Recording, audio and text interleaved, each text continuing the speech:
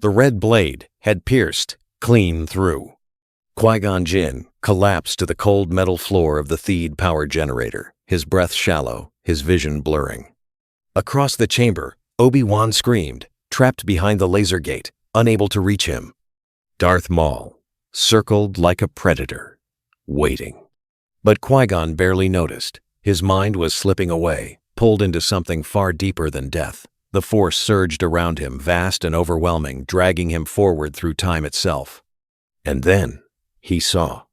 He saw a massive clone army marching across countless worlds. He saw Jedi fighting alongside them, trusting them.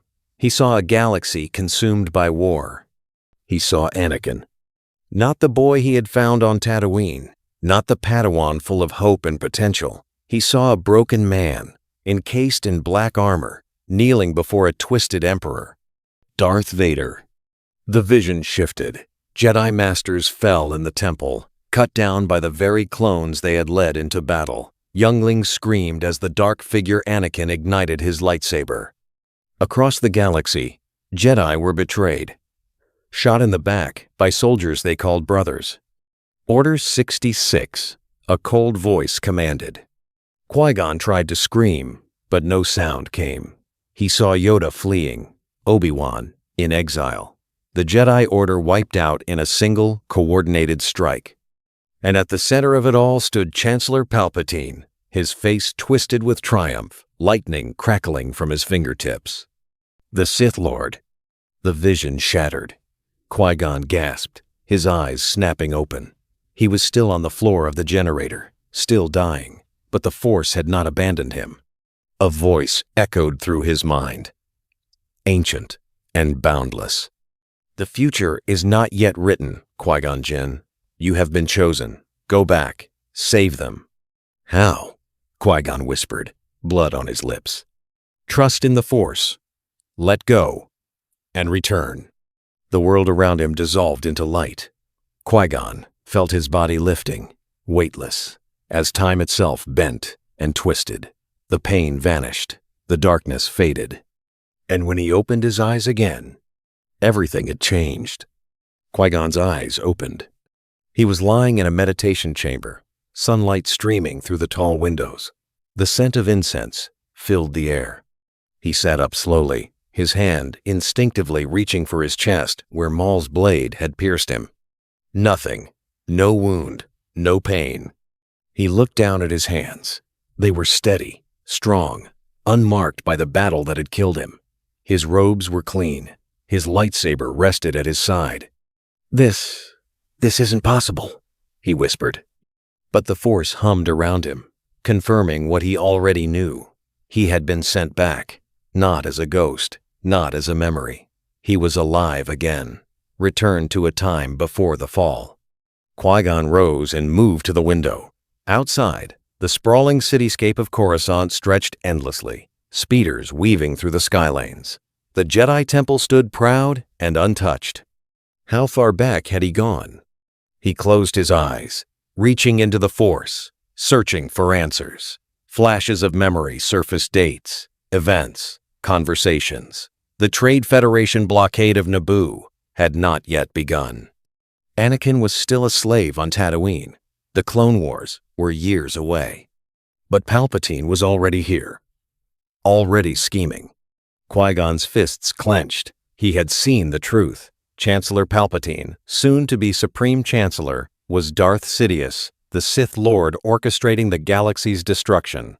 He had manipulated the Senate, started the war, and turned Anakin into a monster. And no one knew. I have to warn the Council, Qui-Gon said aloud. I have to stop him before it's too late. But even as he spoke the words, doubt crept in. The Council was cautious, bound by tradition. They would demand proof, evidence, and Palpatine had hidden his identity perfectly for decades. Would they even believe him? A knock sounded at the door. Qui-Gon turned as it slid open, revealing a young Obi-Wan Kenobi barely past his trials, his expression curious. Master Qui-Gon, are you all right? You've been meditating for hours. Qui-Gon stared at his former Padawan alive, whole, unburdened by the grief and loss that would define his future. "Obi-Wan," Qui-Gon said quietly, "we need to talk. The galaxy is in grave danger." And time was already running out. Qui-Gon moved through the Senate district like a shadow. He kept his hood raised, his presence in the Force carefully concealed. Palpatine could not know he had returned. Not yet. If the Sith Lord sensed the disturbance, he would accelerate his plans, or worse, disappear entirely. Qui-Gon had studied the senator from Naboo before, a mild-mannered politician, charismatic, patient, always offering solutions, always positioning himself as the voice of reason. But now, Qui-Gon saw through the mask. He spent days in the Jedi archives, cross-referencing Senate votes, trade agreements, and military contracts. Every thread led back to Palpatine, the banking clan, the Trade Federation, the Techno Union. All of them manipulated. All of them serving a hidden agenda. "Master Jinn, what are you searching for?" Jocasta Nu asked, her tone curious but concerned. "Patterns," Qui-Gon replied carefully. "Connections that shouldn't exist." He couldn't tell her the full truth. Not yet. She would report to the Council, and the Council would demand he bring his concerns through proper channels. Channels that Palpatine controlled. Late one night, Qui-Gon broke into a secure Senate archive. Using the Force to bypass security, he accessed classified communications between Palpatine and his intermediaries. Payments, bribes, secret meetings with separatist leaders. It was all there, hidden, encrypted, but undeniable. "This is it," Qui-Gon whispered, copying the files onto a data chip. "This is the proof." But as he turned to leave, a cold presence rippled through the Force. Someone was watching. Qui-Gon froze, his hand moving to his lightsaber. He scanned the shadows, reaching out with the Force. Nothing. No one. But the feeling remained.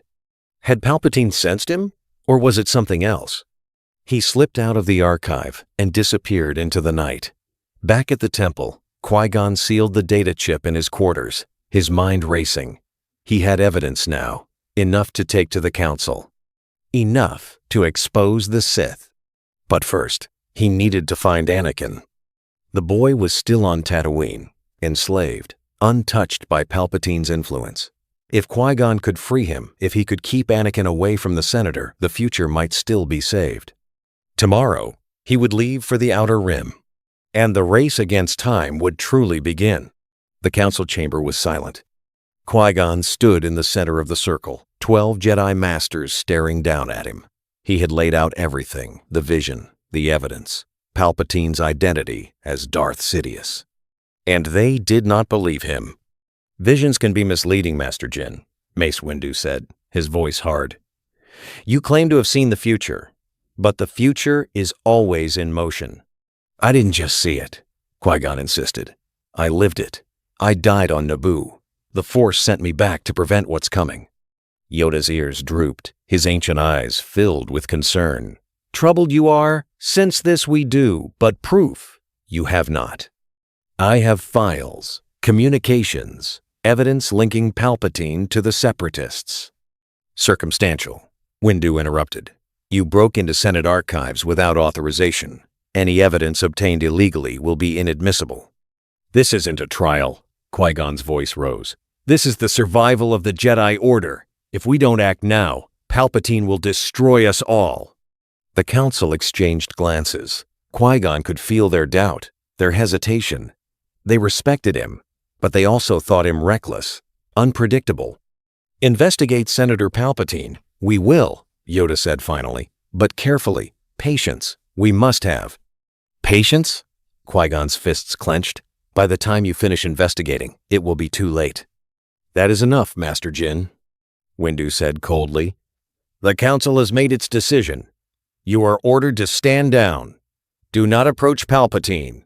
Do not interfere with Senate matters. Is that understood?" Qui-Gon stared at them, frustration burning in his chest. They were too cautious, too bound by their rules. And while they debated and deliberated, Palpatine would continue weaving his web. "Understood," Qui-Gon said quietly. But it was a lie. He left the council chamber and returned to his quarters. If the Jedi would not act, he would. Alone, if necessary.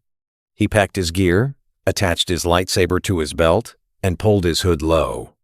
Tonight, he would confront the Sith Lord. And, whatever happened, the galaxy's fate would be decided. Palpatine's apartment was dark and quiet. Qui-Gon moved through the shadows, his presence concealed, his lightsaber ready.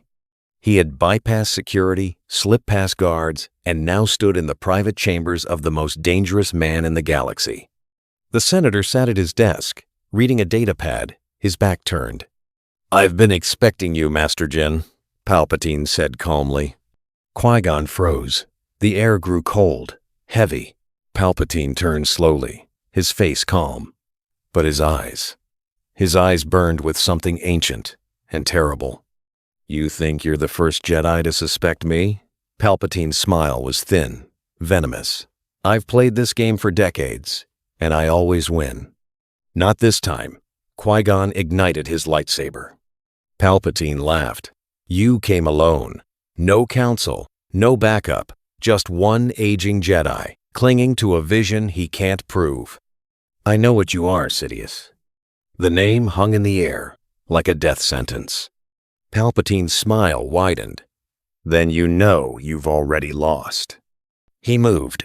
Faster than should have been possible, Palpatine lunged, a red lightsaber igniting in his hand. The blades clashed, the sound echoing through the chamber. Qui-Gon parried, sidestepped, struck back, but Palpatine was relentless. "You think the Force sent you back to stop me?" Palpatine hissed, their blades locked. "The Force is mine. I am inevitable." "No," Qui-Gon growled. "You're a coward hiding behind lies." He pushed forward, driving Palpatine back. Their duel tore through the apartment, furniture shattered, walls cracked, the Force roaring around them. But Palpatine was no ordinary Sith. He was patient, calculating, and he had been preparing for this moment longer than Qui-Gon had been alive. With a flick of his wrist, Palpatine unleashed a wave of Force lightning. Qui-Gon raised his blade to deflect, but the energy overwhelmed him, sending him crashing into the wall. He gasped, struggling to rise. Palpatine approached slowly, his lightsaber raised. "You should have stayed dead, Jinn." But before he could strike, the door exploded inward. Anakin Skywalker stood in the doorway, his eyes wide with shock. "Master Qui-Gon? Chancellor? What's happening?" Everything stopped. Anakin's hand hovered over his lightsaber. He stared at the scene before him. Qui-Gon, battered and bloodied, his lightsaber still ignited. Chancellor Palpatine, calm and composed, his own red blade humming softly. "Anakin," Palpatine said gently, his voice filled with manufactured pain. "Thank the Force you're here. Master Jinn has gone mad. He attacked me." "That's a lie!" Qui-Gon shouted, rising to his feet. "Anakin, listen to me. Palpatine is Darth Sidious. He's the Sith Lord the Council has been searching for." Anakin's eyes darted between them. That's impossible. The Chancellor is a good man." "He's manipulated everyone," Qui-Gon said urgently. "The war, the clones, everything. It's all part of his plan to destroy the Jedi and take control of the galaxy." Palpatine shook his head sadly. "Anakin, I know Master Jinn was once a great Jedi, but he's been consumed by paranoia. He sees enemies where there are none." "I've seen the future." Qui-Gon stepped forward. "I watched you fall, Anakin. I watched you become Darth Vader, serving this monster. I watched the Jedi die because we trusted him." Anakin flinched. The name Vader echoed in his mind, cold and foreign. "You're trying to confuse him," Palpatine said, his tone hardening. "Poisoning his mind with lies." "Then ask him to deactivate his lightsaber," Qui-Gon challenged. "If he's innocent, why is he armed?" Palpatine's eyes narrowed. "Because you attacked me, Jinn." Prove it. Drop your weapon." Silence stretched. Palpatine did not move. Anakin's breathing quickened. He could feel the tension in the Force, the weight of the moment pressing down on him. Two men stood before him. Both claimed to have his best interests at heart. Both demanded his loyalty. "Anakin," Palpatine said softly, "you know me. I've guided you, believed in you when the Council doubted. Don't let this madman destroy everything we've built." "Anakin," Qui-Gon pleaded, "trust the Force. You know the truth." Anakin's hand trembled. And then, slowly, he made his choice. He stepped forward, placing himself between Qui-Gon and Palpatine. "Nobody moves," Anakin said, his voice shaking. "Not until I understand what's really happening here." Anakin stood frozen, his mind racing. Qui-Gon seized the moment. "Anakin, I know this is hard to believe, but everything I've told you is true. Palpatine orchestrated the Clone Wars. He created both sides of the conflict. The Republic and the Separatists both dancing on his strings." "Lies," Palpatine hissed. "Desperate lies from a desperate man." "Then explain the lightsaber," Anakin said quietly, his eyes locked on the red blade still humming in Palpatine's hand. "Jedi don't use red lightsabers. Only Sith do." Palpatine's expression darkened. The mask of the kindly Chancellor finally slipped away, revealing something cold and terrible beneath. "You were supposed to come to me willingly, young Skywalker," Palpatine said, his voice now sharp and venomous. "But I see Jinn has poisoned your mind faster than I anticipated." He raised his comlink. "Execute Order 66. "No." Qui-Gon lunged forward, but Palpatine unleashed a wave of Force lightning that sent him sprawling. Across the galaxy, the transmission went out. On Kashyyyk, Commander Gree turned his blaster on Master Luminara. On Felucia, Aayla Secura fell, surrounded by her own troops. On Megiddo, Ki-Adi-Mundi was cut down mid-battle. And on Coruscant, the clone battalion stationed at the Jedi Temple received their orders. Anakin stared at the comlink in horror. "What have you done?" "What I was always going to do," Palpatine said coldly. "The Jedi are traitors to the Republic, and now they will be eliminated." Alarms blared throughout the Senate district. Distant explosions echoed. Smoke rose from the direction of the temple. Qui-Gon struggled to his feet, his body battered but his resolve unbroken. "Anakin, you have to help me. We have to get to the temple. We have to save whoever we can." Anakin looked at Palpatine, then at Qui-Gon. For a brief moment, the galaxy's fate hung in the balance. Then Anakin ignited his lightsaber and pointed it at Palpatine. "I'm with the Jedi," he said firmly. Palpatine's face twisted with rage. "Then you will die with them," he attacked. And the battle for the galaxy's soul truly began. The duel was chaos. Palpatine fought with the fury of a cornered predator, his lightning tearing through the chamber. Qui-Gon and Anakin moved together, their blades weaving a defensive barrier, protecting each other as the Sith Lord unleashed decades of accumulated power. "You cannot win!" Palpatine screamed. "I am the dark side!" But for the first time in his long plan, the Emperor was wrong. Qui-Gon's comlink buzzed. Obi-Wan's voice crackled through. "Master, the temple is under attack! Clones are slaughtering everyone!" "Get the younglings to the lower hangar," Qui-Gon ordered. "Evacuate as many as you can. We're coming." He turned to Anakin. "We have to go. Now." But Palpatine blocked the exit, his face twisted with hatred. "You're not leaving. Not alive." Qui-Gon looked at Anakin, then back at the Sith Lord. He knew what had to be done. "Anakin," Go. Save them. I'm not leaving you, Anakin protested.